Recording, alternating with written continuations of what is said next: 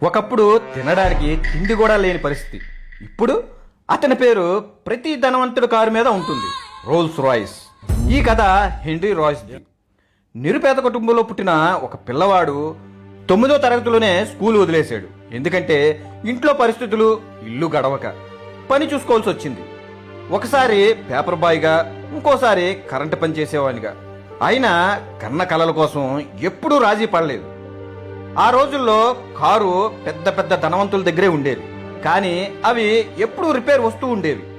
Henry అది గమనించి, నేను కారు తయారు చేయాలి, అది ఎలా ఉండాలంటే ఇరిగిపోకూడదు, రిపేర్ వచ్చి ఆగిపోకూడదు, రాయల్టీగా ఉండాలి, అలాంటి మంచి కారుని చేయాలి అనే ఆలోచనతో పగలు రాత్రులు కష్టపడుతూ స్వయంగా డిజైన్ క్రియేట్ చేస్తూ ఇంజిన్ని పర్ఫెక్ట్ చేసి 1904 మొట్టమొదటి రోల్స్ రాయ్స్ కారు చాలా స్మూత్, సూపర్ పవర్ఫుల్.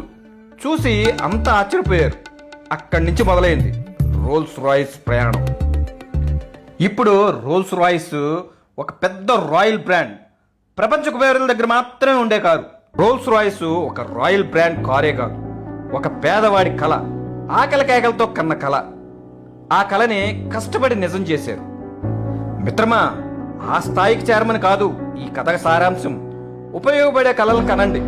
మీరు ఏ స్థాయిలో ఉన్నా కానీ కన్న కళల్ని కష్టపడి సాకారం చేసుకోండి.